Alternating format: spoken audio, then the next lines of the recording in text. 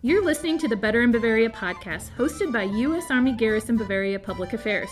We share stories and the people behind them, the soldiers and Army civilians supporting our readiness mission and making our community a great place to work, live, and raise a family. We're so glad to have you with us today as we encourage our listeners to be brave and explore our great community. One of your first steps is shopping the local cuisine, and to do that, you need to visit a German grocery store.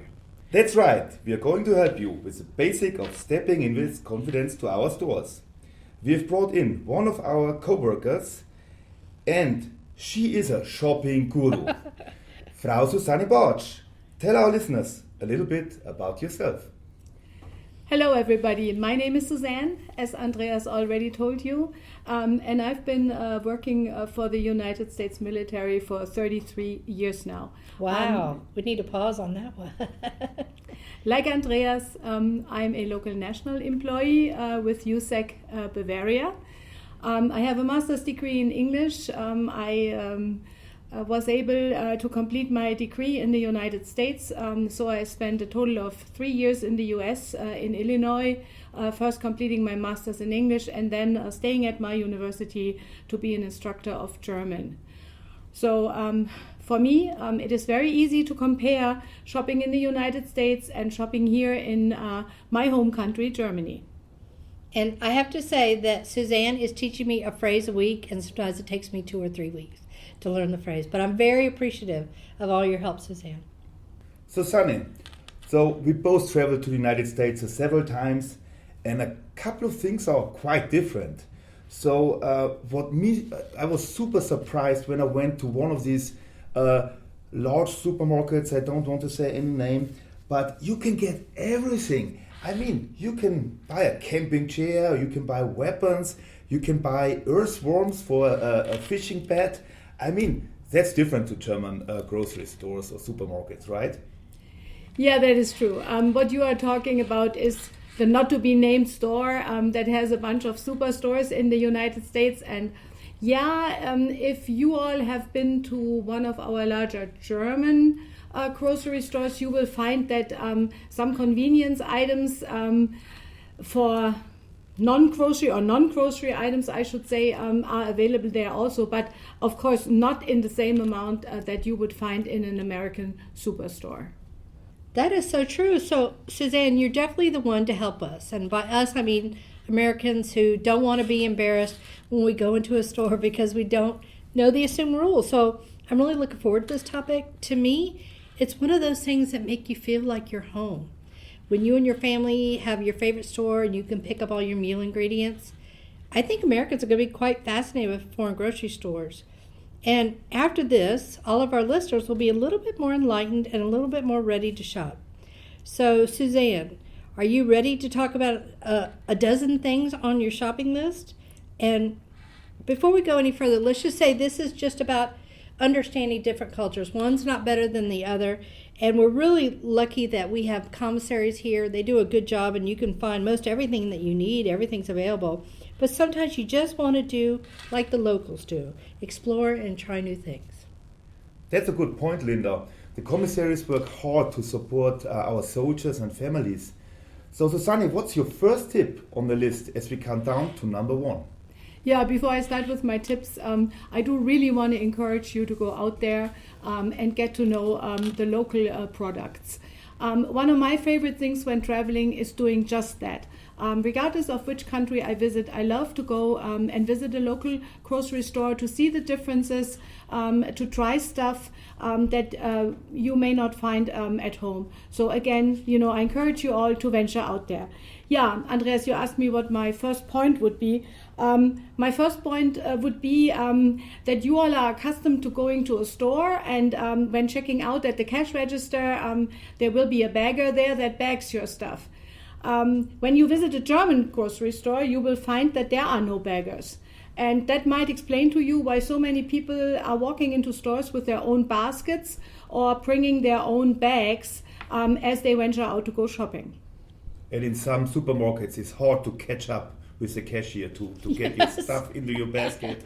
Ooh, it's Yeah, stressful. absolutely. That is like so super annoying. The stores have shortened the section where your bite products are resting before you pack them, and they are getting shorter and shorter. And yeah, you want to have your bag ready, and you want to be ready to throw it into your bag as fast as you can. Well, let's keep going. Susanne, what's your next tip?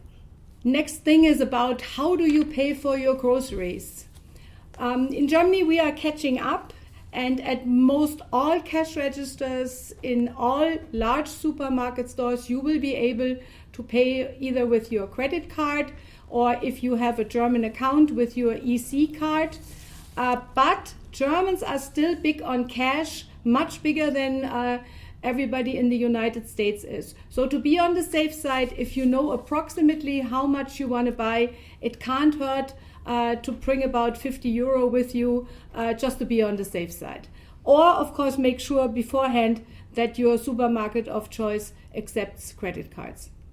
It's hard at bakeries and in the apotheke, right, to pay with credit card. But I think it changed a lot since COVID. So more and more German stores, they accept credit cards nowadays. That is true, Andreas. If one positive thing came out of the pandemic, then it is the fact that more smaller stores invested in cashier systems that allow you to use an EC card or a credit card. Okay, Susanne, so we're counting down. Next is number 10. Yeah, we're going back to the issue of where you put your groceries when you go shopping into a German grocery store. So number 10 is make sure you have a coin to deposit in your shopping basket. You need 50 euro cent or 1 euro. Insert it into the card, take the card, and off you go. So I like when you're talking about the shopping cart because that was really surprising to me. Again, like you said, they are so quick. So I think, is this correct? I just put everything in the cart and then I put it in the bag at my car or on the side. I don't feel like I could keep up with the cashier. And also, what are those little what are those little baskets that folks bring in? They remind me of like Dorothy from Wizard of Oz. People have their own baskets and they bring them in. They're like little hand carry baskets. Yeah, as I said in the beginning, what you bring into the grocery store to bring your stuff home is up to you. Bags are okay, but so are baskets. Germans are big on baskets, all shapes and forms. Just take everything out and put it on the cash register before you leave with it again. That's good to know. To look back to the cards and the deposit, I mean the big advantage is that they're not standing around everywhere and hitting cars or something. But the downside is you never have the coin with you need. But there's a solution too. I mean, there are tools out there now. You put them in for a second and then you can use your card. Okay, everybody, you got to know that Andreas owns each and every gadget that is out there in this world. My solution to that problem is I always keep a euro or a 50-cent coin in one of my little compartments in the car, and that's like my shopping coin. And when I come back to my car, I put it right back where it was. So I always have my shopping coin in my car. But of course, you all can also reach out to Andreas and have him send you an idea for a great gadget. Now, Susanne, why else would you want to have a coin with you in Germany? Yeah, I think you are referring to public restrooms, whether it's on the Autobahn or whether it's in certain restaurants or amusement parks in Germany. Most public restrooms require to pay a fee for entrance. You either get that money back in form of a little coupon or you just get the money back when you close the door again as you come out. But yeah, be sure to have like a euro or euro 50 on you if you travel and you wish to use a public restroom on the Autobahn. Well, thank you for that good tip. Susanne, what's the next point? Yeah, next point is the deposit that is being charged in Germany on all bottles. Regardless of how small a plastic bottle or a glass bottle is in Germany, there's a mandatory deposit on all bottles. You will get that deposit back when you return the bottle. The general deposit for bottles is 25 cents. That applies, for example, to your soda bottles like Coke, lemonade, or water. It also applies to any type of milk drink in a little plastic bottle or to juices in plastic bottles, 25 cents. However, there are also bottles out there that have a smaller deposit fee. For example, beer bottles, they have a deposit of only 8 cents. What is important to you is that when you bring your bottle back, you will get your deposit back. And you've probably seen the machines at the entrances of the supermarkets where you put your bottles in, and then at the end you push the little button, and then you get a piece of paper which you redeem at the cash register for the deposit that you have rendered previously to the bottles that you've just returned. And that's exactly the point. Germany is very big on recycling and very big on protecting nature and reducing the amount of trash we produce. So you are being rewarded for returning your products that have a deposit. And if you don't, you just lose the money you spent. And trust me, when I go shopping every Saturday, I usually have a deposit return of anywhere between 5 and 6 euro. Susanne, this is really interesting because this is, if folks are like me, they just don't know how to return a bottle, so they don't return a bottle if they don't know how. So this is very important, especially for our being good environmentalists. So number one, do you have to return the bottle to the store that you purchased the beverage from? No, you don't. The German recycling system is made so it's easy to use for everybody. So you can return your bottles in any grocery store that you are shopping. Once in a while, a store will have its own store brand, and then the other stores will not take that bottle. But that happens like 1 out of 100 bottles. And also, correct me if I'm wrong, when you put the bottle in, you get a ticket. So tell us about that, the ticket, what it's for. Yeah, the ticket reflects the deposit that you get returned because of the bottles you've put in the machine. As I said, I usually get about 5 euro back when I go shopping. A misconception is that you then must buy something in that store to get your money back. That is not the case. If you just want to go to the store to return your bottles, you can do that. And then just walk with your little ticket to the cash register and they will pay out the money to you. I had no idea. I've always purchased something, so thank you for that. It's not a problem to find something to buy in the German grocery store. There's lots to buy, but I didn't know that you could take that ticket and get your cash back. Thank you for that. And I saw some of these bottle deposit machines where you can decide if you want a ticket or if you want to donate the money. It's called Spenden. So if you click that button, you will not get a ticket, but you do something good for someone. If I had only known this a year ago when I got here, it would have helped me so much. But important, the price of the bottles are without the deposit, right? Yes, that is true. Beware that when you buy any type of beverage, that the deposit is not reflected on the price tag on the shelf. However, for all other products, that brings us to number 8 on our list, you will see the final price of the product on the shelf. The value added tax in Germany, the 19% that we pay for all goods that we buy, is already included in that price. So if you want to compute what you are spending in the German store and you have a little calculator with you, you can rest assured that you do not have to weigh in an additional 5, 6, 7 euro for tax, because what you see is what you pay. That is so smart. That really makes shopping so much easier. Okay, so now we're up to number 7. We're counting it down. What is your number 7 tip for us? Number 7 also has to do with shopping for beverages. When you come to a grocery store, you often see that Coke, for example, or juice, water, is wrapped up in plastic wrap in bottles of 6. So now if you just want one bottle of your favorite German lemonade and not a 6-pack, then it's absolutely okay to tear apart that shrink wrap and take out the amount of bottles that you actually want to purchase. There's only one exception. You cannot open up the 6-pack cartons in which beer is sold. Well, this makes sense. We are going to take a quick break. We will be right back with our guest, Community Relations and Media Officer and Shopping Guru for USEC Bavaria, Miss Susanne Bartsch.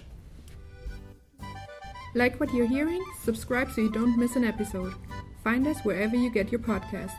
Please subscribe, like, and share our episodes of Better in Bavaria. Visit our USAG Bavaria social media to learn more. And remember, it's Better in Bavaria. Welcome back. I'm Andreas Kreuzer. We are broadcasting from Grafenwörth, Germany, and I'm joined by my co-host Linda A. Reed and our guest, Frau Susanne Bartsch. We are getting close to the top of your list. Susanne, what's next? Yeah, number 6 brings us to the pictures that are on food items that we purchase at the stores. That helps, of course, if you're in a foreign country and you have no idea what the word on the package means.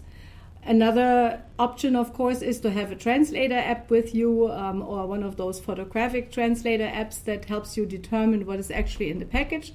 But usually what you see on the package is in there. A little bit different maybe for TV meals because they usually also show the main product and some side servings. So make sure you have a translator app with you. That's a good point. Those are really helpful. And then it helps you learn the language too, because you're learning what the products are in their German word. That is correct. As you walk around the store and you see pictures on the food items, you eventually pick up the German word for an item. And I personally appreciate pictures on food items because my first trip to the United States was many decades ago with my mom.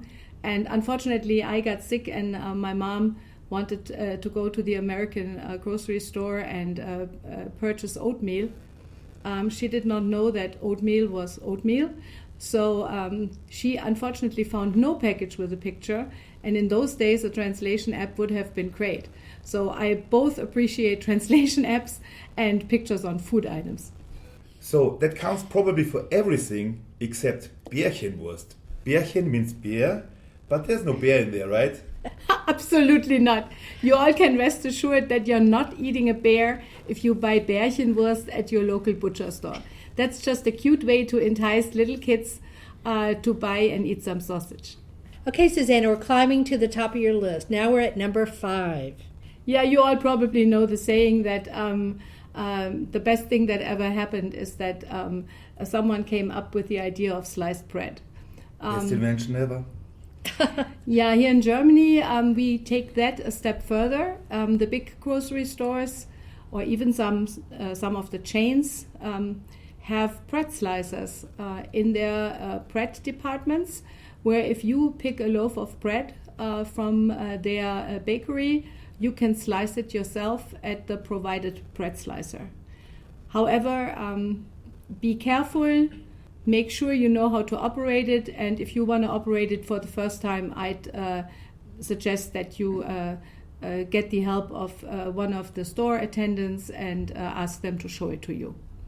That's a good point. It sounds dangerous, but it's not. So what's your next one, Susanne? Yeah, my next one is one of my favorite ones because I always have issues when I go to the United States. The fact that we use 2 different systems of measurement, you all use gallons and pints and the like, and we use the metric system. So when you go to the German grocery store, of course, you will only see items marked in the metric system. So it might be a nice idea to have a little chart on you where you can glance at when you buy something. And of course, if you want to use German produce for cooking, then you should have some sort of an app that changes the German recipe amounts to the American amounts. There's also metric cups out there. There's even, which I like, there's the American measuring cup systems out there that I have at my house if I use one of my US recipes. But again, you got to get accustomed to the German metric system. And the metric system is so easy. So 1,000 grams is 1 kilogram. 1 kilometer is 1,000 meter. Anyone knows how many feet makes 1 mile? 5,280. I mean, I love everything about the States, but I love the metric system. Wait. I don't think America came up with the cups and pints and those kind of things. I think we got it from Europe. Yes, but from the English, not from the German. That's true. Now, the metrics that Americans know are 2 liters, because that's how a lot of people buy their soda, is 2 liters. So we have an idea of what 2 liters is. So, like, one of the really scary things for me was going to the butcher shop, because it all looks so good, all the wurst, and there's lots of swine, the pork, all of that kind of stuff, but I don't know how to order. I know pounds, I know a half a pound. I have no idea with metrics. So just give us a ballpark of how much a pound of red beef would be. Actually, it's not that difficult. What you know as an American pound is 450 grams. Okay. And in Germany, it's 500 grams. So if you order an American pound, and then you order a German pound, you will get a little bit more in a German store. Well, that's cool. Now I feel so brave. Thank you, Susanne. We're up at our top 3 now. This one, we're going to hear across the land minds being blown, because when you come into Germany and you go into a beautiful German grocery store, the eggs are not refrigerated. They are at room temperature. Please tell us why that is. I share your astonishment, because that happened to me when I went into an American grocery store for the first time. I didn't find the eggs, and I was very surprised that they were refrigerated. One reason for that is one thing that I already mentioned earlier, is the fact that we are very much into organic stuff. And eggs in Germany, when they are collected at the egg farms, they are not washed, they are not bleached. All the egg farmers do is they separate them by size.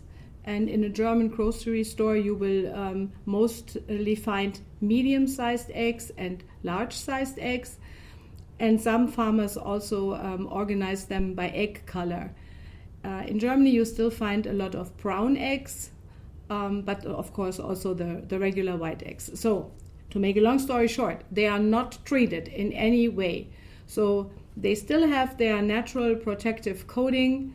There is a label on the box that you can look at, which tells you how the egg was produced, which means how did the chicken that produced the egg, how did it live, how much room did it have, did it live on the ground, did it live in a cage? But it also has a date on there that tells you by when you should throw the egg away.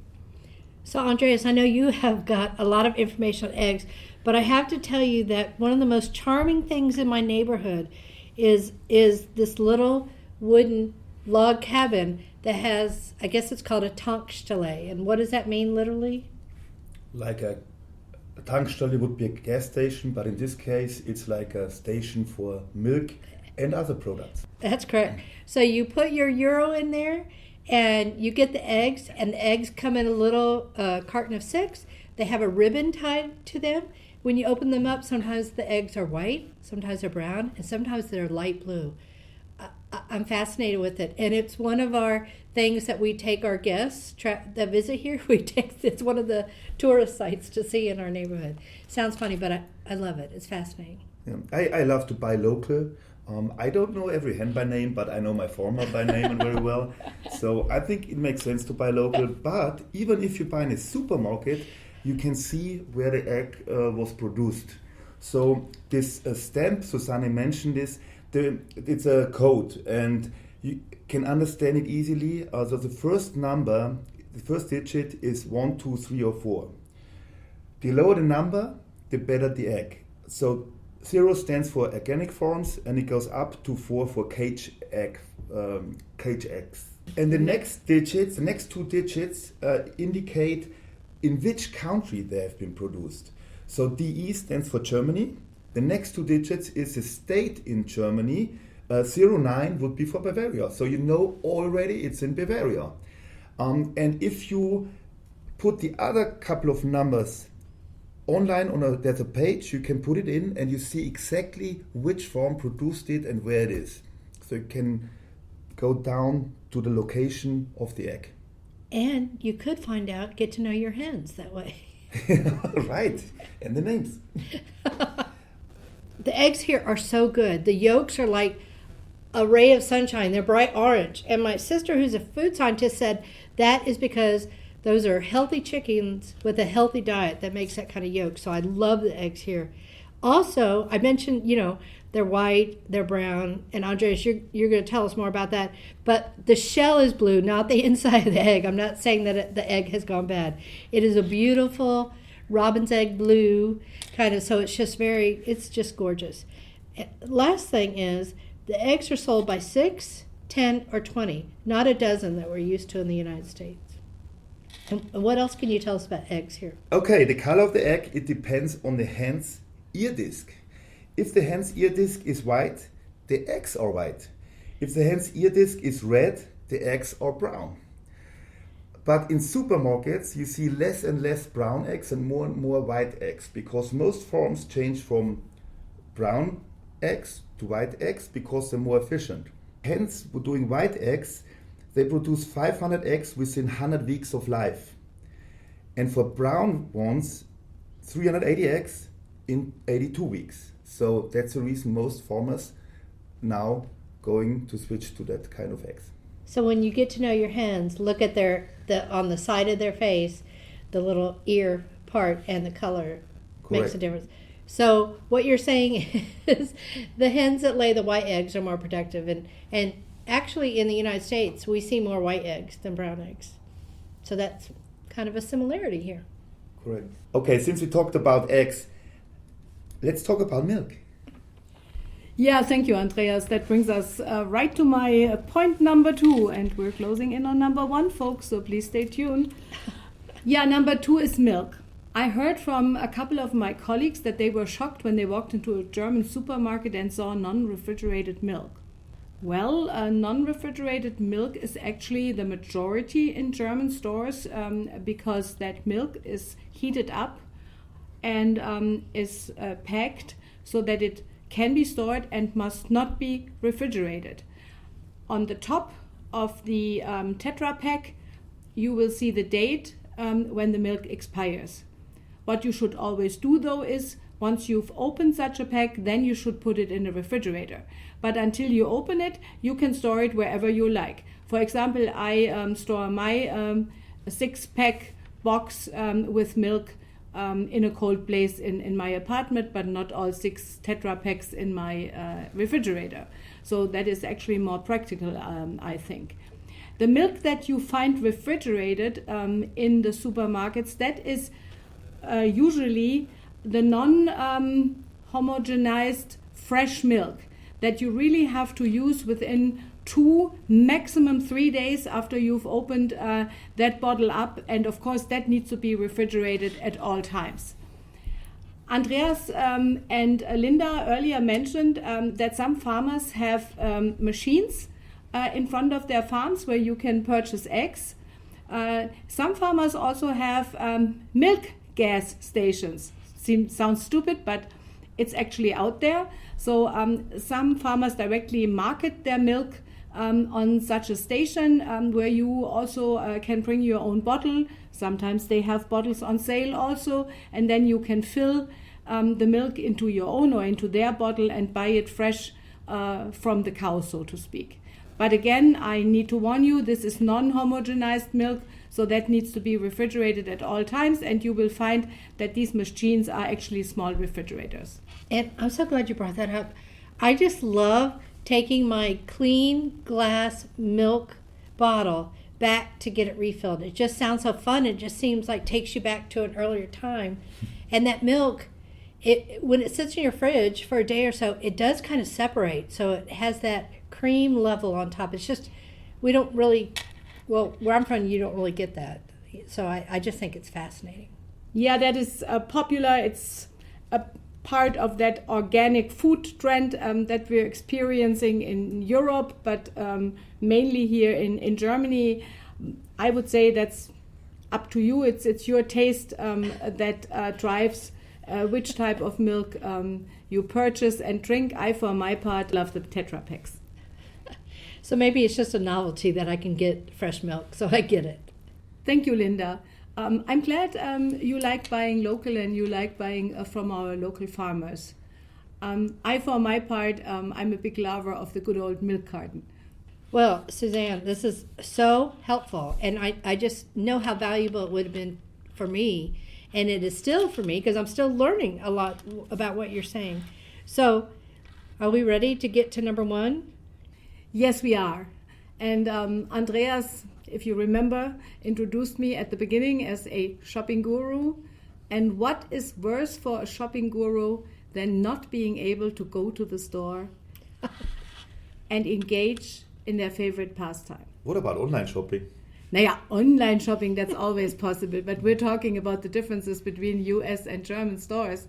And folks, I hate to say it, the biggest difference is that stores are closed on Sundays and holidays in Germany.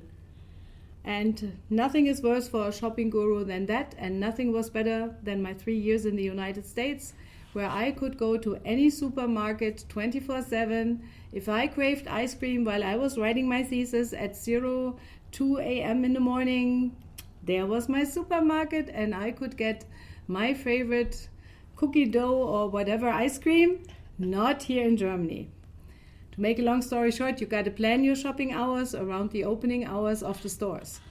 However, if you have traveled a lot and you have been to other states in Germany, you have probably been surprised to see that some stores are open longer there. For example, my mom lives near Frankfurt, and stores in the state of Hessen are allowed to be open until 2200 hours or until midnight. And some stores do that, especially the large supermarkets.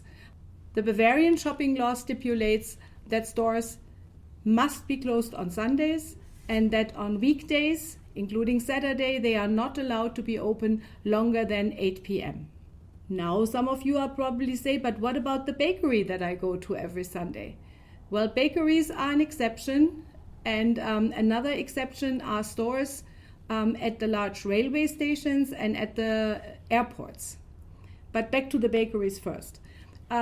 Bavaria, like all the other states in Germany, made an exception, so bakeries are now allowed to be open on Sundays and on holidays for a couple of hours. So if you have a favorite German bakery, then go and check with your bakery what hours their hours are on holidays and on Sundays. It's mostly between 9 and 11 or between 10 and 12, depends on the store. Just check it out. However, if you're in an emergency and you need to get some food item and you're not close to one of our commissaries or to our shopettes, then you can check out the large railway stations and the airports. Also, of course, some of the gas stations. These 3 places are allowed to sell food 24/7. The stipulation is that is food for travelers. All 3 stores at airports, at train stations, and at gas stations really like to have a broad definition of what a traveler is, because I really cannot see a traveler buying a pizza and then having a pizza oven in his vehicle to heat that pizza. Okay! But the fact is you can get pizzas at gas stations that sell groceries. So if in need, then check out these 3 locations. But yeah, to my dismay, and it will take me years, probably my entire life to get over that, stores are not open 24/7 in Germany. There are just a couple of exceptions for Sundays. They are open Sundays, but I think it's limited to 4 open Sundays per city. So they can identify the Sundays, but that's it. Per city per year. But it was even worse in Bavaria back in the day. I remember when the stores closed at 6 during the week and at noon on Saturdays and still closed on Sundays. So it's a little bit better now. Yeah, it got a little bit better, but it's still not popular. And depending on where you live, you might also see that some stores do still close a little earlier on a Saturday. It just has to do with how much they are frequented, and the stores are free to set their own opening hours within the limits of the Bavarian law. And I can always give a shout out to my favorite neighborhood Tankstelle. They are open 24 hours a day. So if you need milk, eggs, they sell honey. They even sell chocolate, sometimes shrink wrap fish in there. So there are some options. But, that really took a while to get used to. But now I really like that Sunday is a day that you need to stay at home or go out and enjoy the area. But it's not a day to get your shopping errands done. So that's a good point. Yeah, at least not if you want to do it in a German store, especially not in a German grocery store. I would like to pick up on what Andreas just said.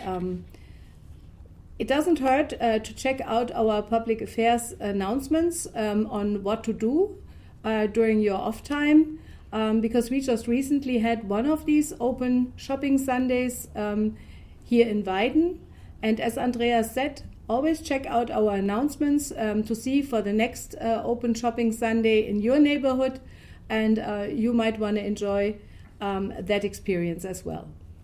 Thank you, Susanne, for joining our podcast today. This was great info. I agree. This would have been so helpful to me when I first arrived. It definitely would have saved me a lot of those questions.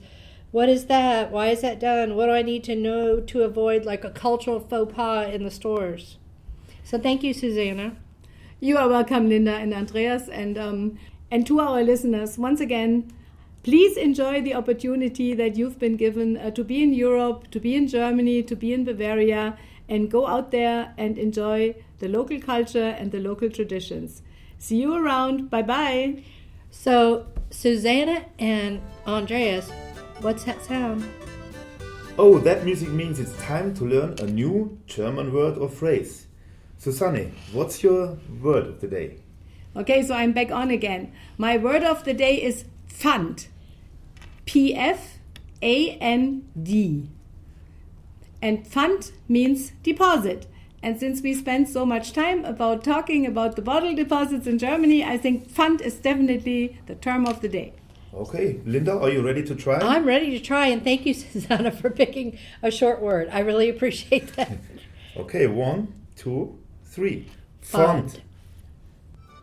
For more Better in Bavaria podcasts, subscribe, like, and share our episodes. Visit our U.S. Army Garrison Bavaria social media or website to learn more.